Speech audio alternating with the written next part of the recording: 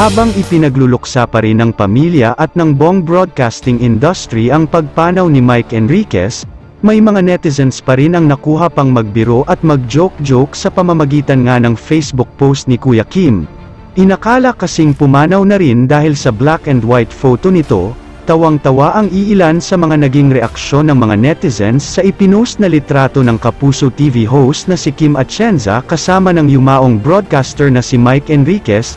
Nag-post kasi ang TV host sa kanyang social media account ng old profile picture niya noong unang pasok niya sa 24 oras ng GMA matapos magpaalam sa TV Patrol ng ABS-CBN. Dito, inalala ni Kuya Kim kung paano siya winelakam ni Mike bilang isa sa mga main anchors ng GMA 24 oras. Kalakip nga ang black and white photo nila na naka-split screen.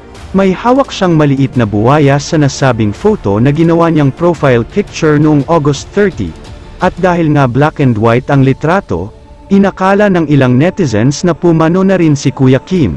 Sa katunayan, may mga naiyak pa nga at nag-rest in peace sa dalawang Kapuso host.